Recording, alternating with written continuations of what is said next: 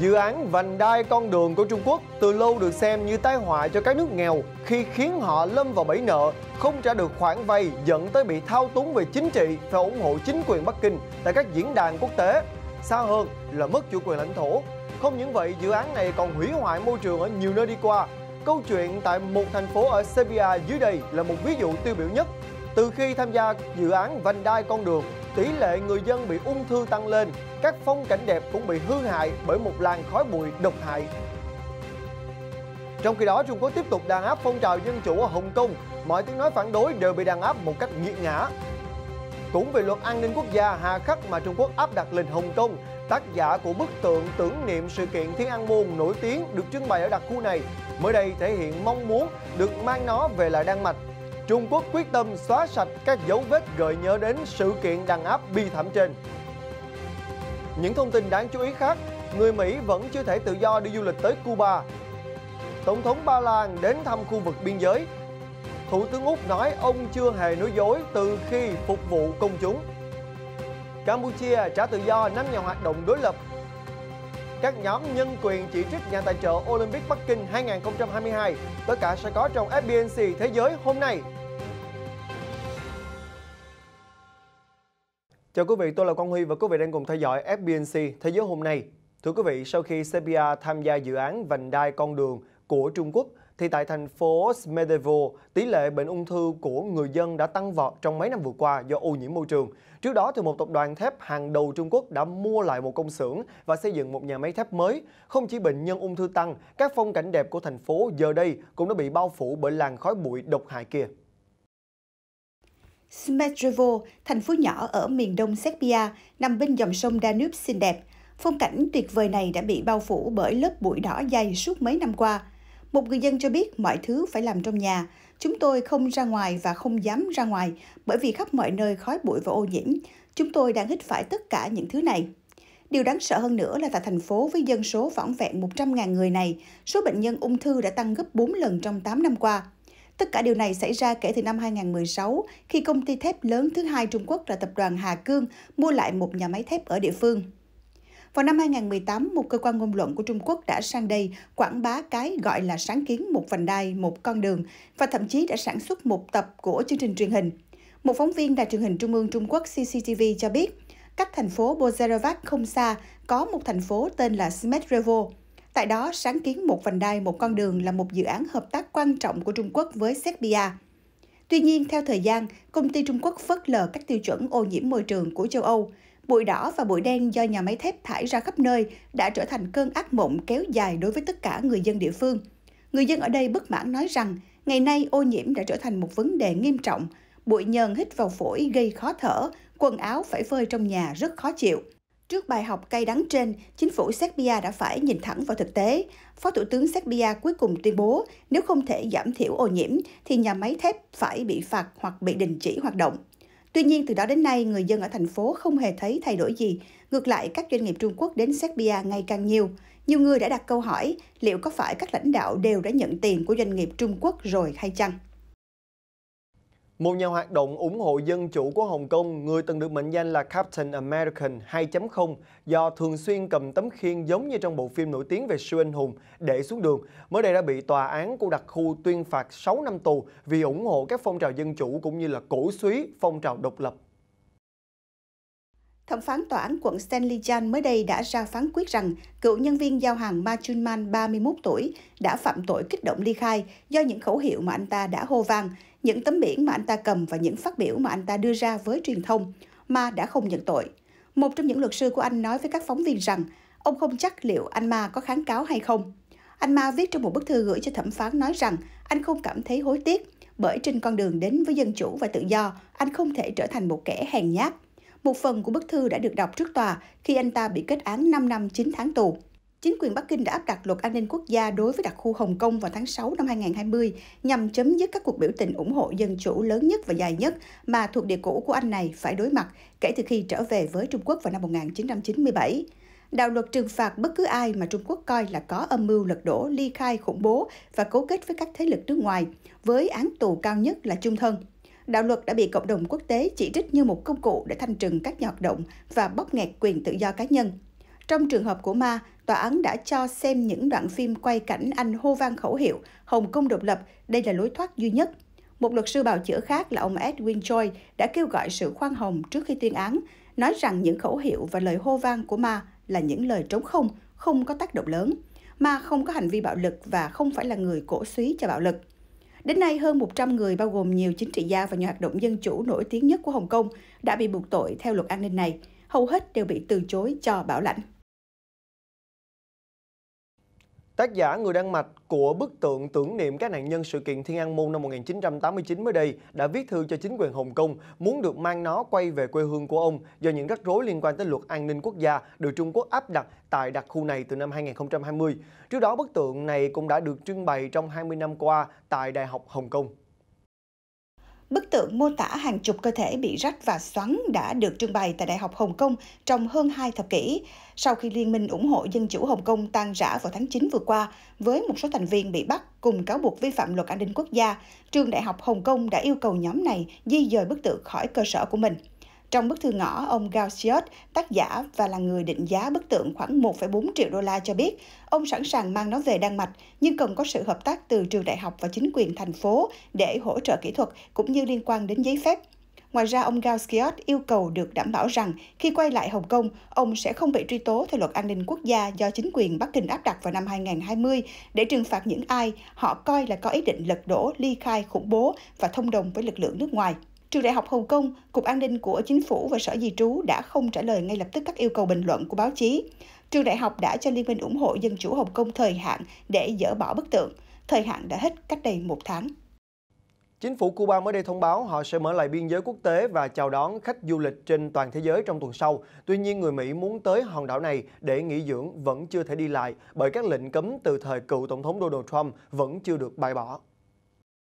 Những bãi biển của Cuba nổi tiếng với ánh sáng mặt trời, cát và đại dương tuyệt đẹp là những điểm thu hút nhiều khách du lịch trước khi Covid-19 xuất hiện. Cuba muốn điều này trở lại khi họ mở cửa biên giới vào tuần tới. Những cảnh đẹp của Cuba đã thu hút rất nhiều khách từ Mỹ, nhất là trong giai đoạn Tổng thống Obama cầm quyền. Tuy nhiên hiện nay, người Mỹ chưa thể tự do đi lại đến Cuba được do các lệnh cấm từ thời cựu Tổng thống Donald Trump vẫn được Tổng thống đương nhiệm Joe Biden giữ lại. Hiện nay, cơ quan quản lý du lịch cũng như các công ty lữ hành của Cuba rất mong có sự thay đổi. Thị trường khổng lồ từ Bắc Mỹ có thể giúp ngành du lịch Cuba phục hồi trong ngắn hạn. Đáng tiếc đang có nhiều rào cản. Chúng tôi đã từng hy vọng ông Biden là cấp phó của ông Obama nên sẽ tiếp tục các chính sách của vị tổng thống da màu. Tuy nhiên, ông ấy bây giờ đã rất khác so với ông ấy ngày xưa. Một chủ nhà hàng ở thủ đô Havana thì tỏ ra vô cùng tiếc nuối. Tổng thống Barack Obama đã đến thăm nhà hàng này vào năm 2016. Đối với chúng tôi, điều đó có ý nghĩa quan trọng. Chuyến thăm cũng là động lực kết nối giao thương hai nước. Được biết hiện nay, quan hệ Mỹ-Cuba vẫn đang lạnh nhạt, nhất là sau những tranh cãi gần đây về việc người Cuba biểu tình đòi cải cách hệ thống chính trị.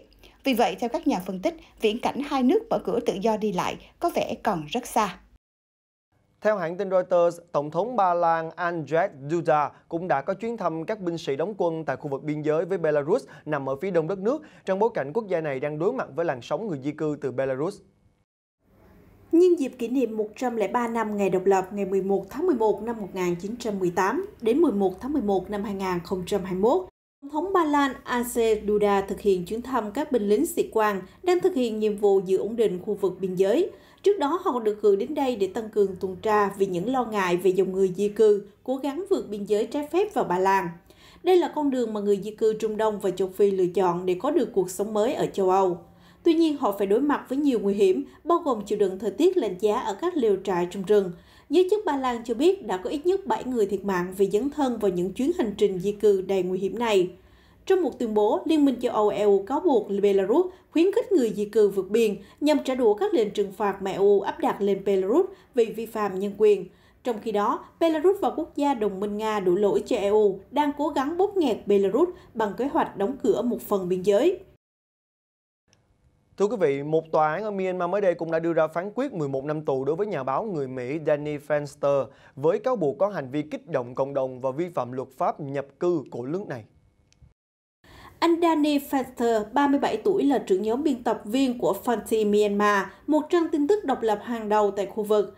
Hồi tháng 5 vừa qua, anh bị lực lượng của chính quyền quân sự Myanmar bắt tại sân bay quốc tế Yangon khi đang cố gắng tìm cách rời khỏi nước này. Các nhà chức trách cáo buộc Fenter tội kích động đám đông.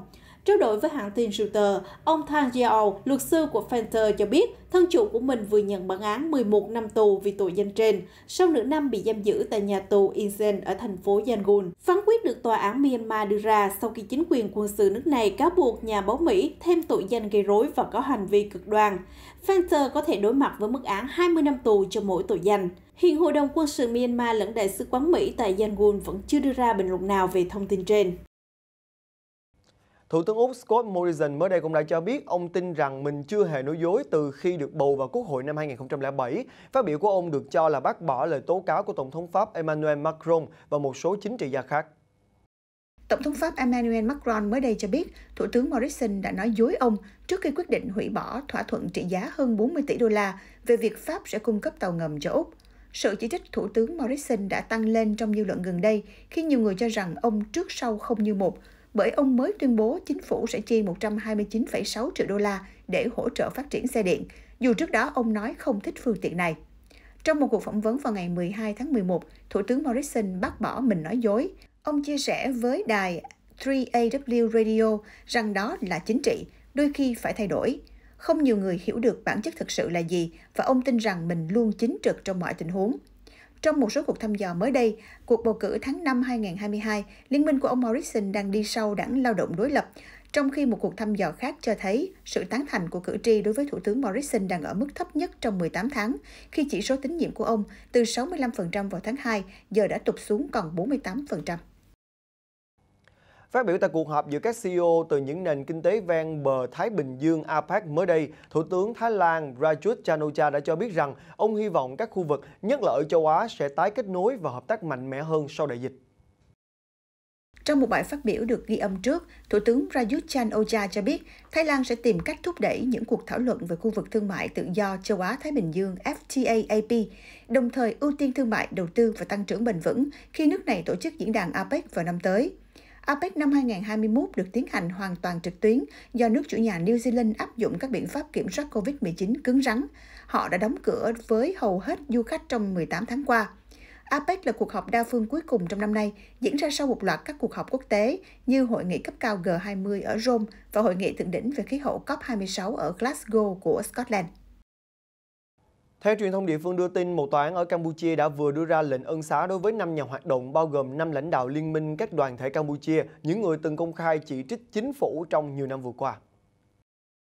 Theo phán quyết của Tòa Phúc thẩm thủ đô Phnom Penh, Campuchia, Chủ tịch Liên minh các đoàn thể Campuchia Ron Chun được trả tự do sớm sau khi thi hành 15 tháng tù trong mức án 2 năm tù ông nhận hồi tháng 8 năm ngoái vì tội kích động gây bất ổn xã hội. Tuyên bố với những người ủng hộ mình bên ngoài nhà tù, ông Chu Hun khẳng định sẽ tiếp tục các hoạt động chính trị xã hội của mình, đồng thời kêu gọi người dân Campuchia đấu tranh cho tự do và nhân quyền.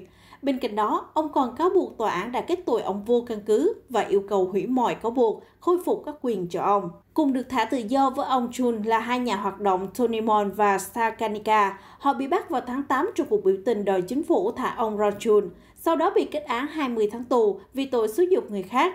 Ngoài ra, hai nhà hoạt động cũng được thả trong lần ân xá lần này. Những nhà lãnh đạo tầng lớp người lao động như ông Ron Chun có ảnh hưởng lớn tại Campuchia vì họ đại diện cho đông đảo công nhân dệt may cùng một số ngành xuất khẩu mang lại giá trị lớn. Trước đó, các công đoàn lớn đã liên kết với nhau ủng hộ Đảng Cứu nguy Quốc gia Campuchia, phe đối lập chính trị với Thủ tướng Hun Sen. Đảng này bị giải tán theo lệnh của tòa án vào năm 2017. Quyết định trên được coi là nhằm đảm bảo chiến thắng cho Đảng Nhân dân Campuchia của ông Hun Sen trong cuộc tổng tuyển cử năm 2018. Thủ tướng Hun Sen đến nay đã lãnh đạo Campuchia trong vòng 36 năm và thường nhận nhiều chỉ trích là đứng đầu chế độ độc tài. Tổ chức nhân quyền HRW có trụ sở tại New York của Mỹ mới đây cũng đã lên tiếng chỉ trích các nhà tài trợ cho Olympic Bắc Kinh mùa đông 2022, nói rằng họ chỉ muốn có lợi ích trước mắt ở Trung Quốc, mà làm ngơ trước vấn đề đàn áp và xóa bỏ văn hóa người dân Tân Cương.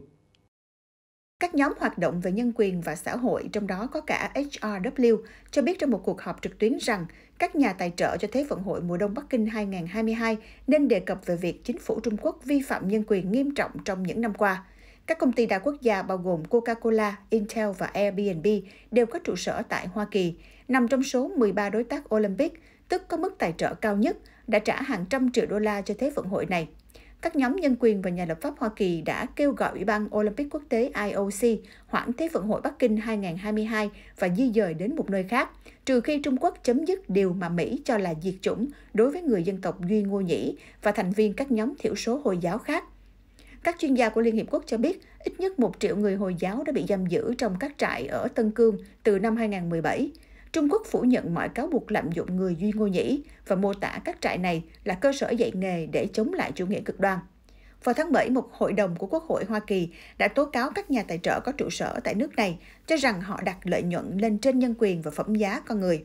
Khi được hỏi liệu Thế vận hội có nên dời hay hoãn lại hay không, tất cả nhà tài trợ đều từ chối trả lời hoặc nói rằng họ không có trách nhiệm trong việc lựa chọn địa điểm mới. Các thành viên Quốc hội Hoa Kỳ trong hội đồng trên cho biết, Trung Quốc, nền kinh tế lớn thứ hai thế giới, đang ngày càng trở nên nguy hiểm đối với các công ty toàn cầu, khiến họ bị kẹt giữa cơ hội kinh doanh ở thị trường tỷ dân béo bở và áp lực phải lên án Trung Quốc vi phạm nhân quyền, hoặc đối diện nguy cơ bị đánh cắp công nghệ, cả công khai lẫn bí mật. Israel hôm 11 tháng 11 vừa qua đã tổ chức cuộc diễn tập với tên gọi là Omega nhằm kiểm tra mức độ sẵn sàng ứng phó với biến thể mới của virus SARS-CoV-2 có khả năng kháng vaccine, làm tổn hại đến trẻ em sẽ xuất hiện trong tương lai. Cuộc diễn tập kéo dài một ngày được tổ chức tại Trung tâm Quản lý Quốc gia ở thành phố Jerusalem, bao gồm các hoạt động tiêm chủng đại trà, ban hành lệnh giới nghiêm và cả triển khai các biện pháp hạn chế như phong tỏa, cách ly, xét nghiệm.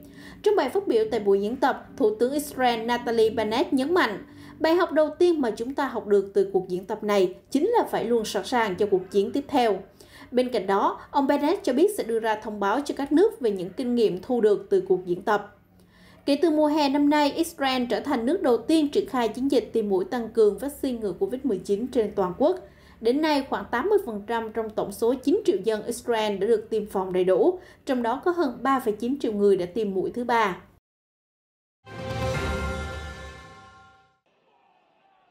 Hôm 11 tháng 11, hàng ngàn người Ba Lan đã xuống đường tham gia cuộc tuần hành tại thủ đô Warsaw nhân kỷ niệm 103 năm ngày độc lập, ngày 11 tháng 11 năm 1918, 11 tháng 11 năm 2021.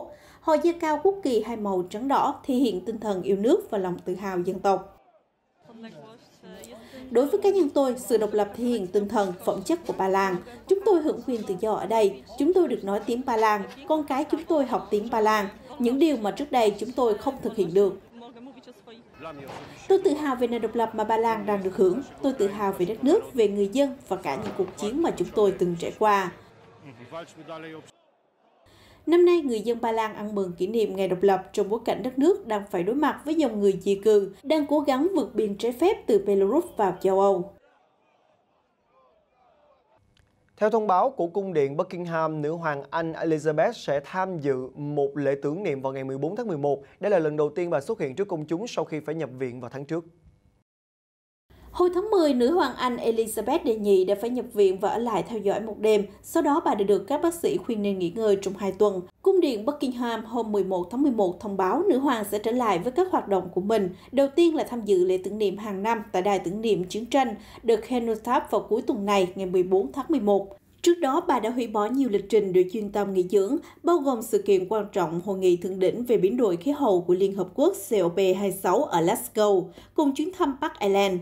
Nữ hoàng Elizabeth đệ nhị, 95 tuổi, là nữ hoàng thứ 15 của khối thịnh vượng chung. Sang năm, bà sẽ kỷ niệm 70 năm nhận tước vị nữ hoàng Anh. Theo truyền thông địa phương đưa tin, bức tranh màu nước Medley của danh họa Vincent van Gogh đã vừa được bán với giá 35,9 triệu đô la Mỹ, cao hơn so với ước tính trước đó. Phiên đấu giá do Christie tổ chức tại thành phố New York, Mỹ, tác phẩm nghệ thuật Mille di Pelli mà danh họa Vincent van Gogh vẽ vào năm 1888 đã rơi búa ở mức giá kỷ lục 35,9 triệu đô la. Đây là bức tranh mô tả đống cổ khô ở vùng nông thôn Aislette của Pháp, nơi Van Gogh đã sống hơn một năm vào những năm 1880. Không giống như những tác phẩm nổi tiếng khác vẽ bằng sơn dầu, bức tranh được danh họa người Hà Lan vẽ với nhiều chất liệu như màu nước, bột màu, bút và mực trên giấy. Người sở hữu Mille di Pelli ban đầu là em trai của Van Gogh. Sau khi qua tay một số chủ sở hữu, bức tranh màu nước này bị phát xít Đức tịch thu trong Thế chiến thứ hai. Lần cuối bức tranh xuất hiện trước công chúng vào năm 1905.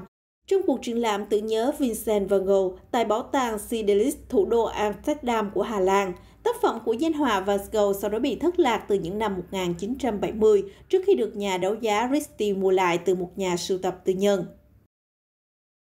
Các nhà khoa học ở Mỹ mới đây đã cho biết rằng họ có thể đã tìm ra một phương pháp đột phá để điều trị bệnh bại liệt ở người sau khi thực hiện thí nghiệm thành công trên chuột. Chấn thương tủy sống đã là một thách thức lớn đối với khoa học trong nhiều thập kỷ. Hệ thống thần kinh trung ương bao gồm não và tủy sống gửi thông điệp giữa não của bạn và phần còn lại của cơ thể, có khả năng sửa chữa rất hạn chế sau chấn thương.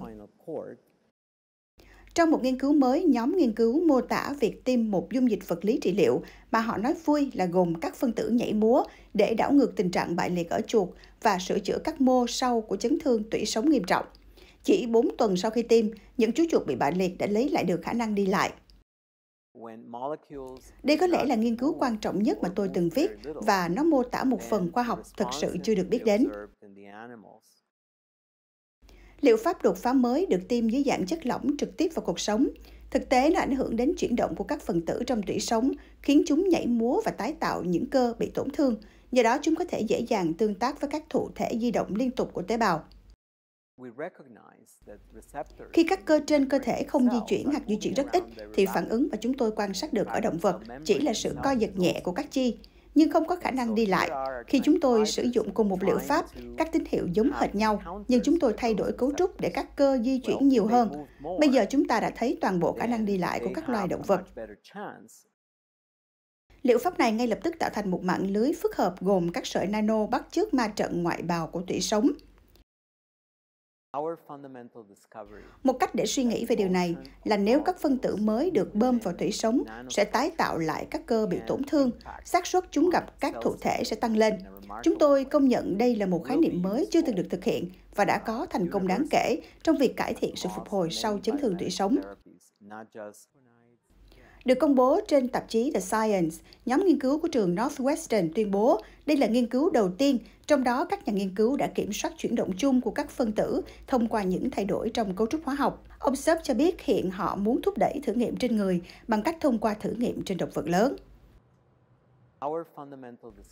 Chúng tôi chắc chắn rằng đang hướng đến việc FDA sẽ chấp thuận cho việc sử dụng liệu pháp mới trong các thử nghiệm lâm sàng, và chúng tôi rất vui mừng về khả năng này sẽ tạo ra được sự khác biệt lớn cho các bệnh nhân. Theo Trung tâm Thống kê Chấn thương tủy sống quốc gia, gần 300.000 người ở Mỹ hiện đang sống với chấn thương tủy sống.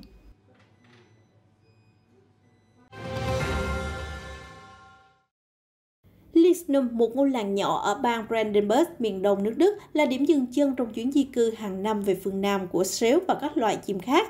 Tuy nhiên, khác với mọi năm, đàn sếu sẽ dành cả mùa đông của chúng tại đây. Theo các nhà khoa học, tình trạng này có thể là hệ quả của hiện tượng nóng lên toàn cầu.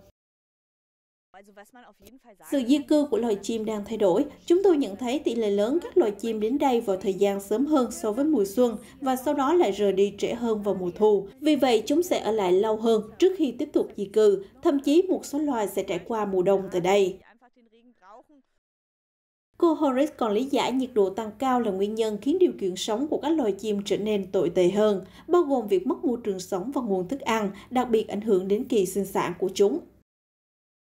Những thông tin vừa rồi cũng đã kết thúc FBNC Thế giới hôm nay. Còn Huy cảm ơn quý vị đã quan tâm theo dõi. Xin chào và hẹn gặp lại.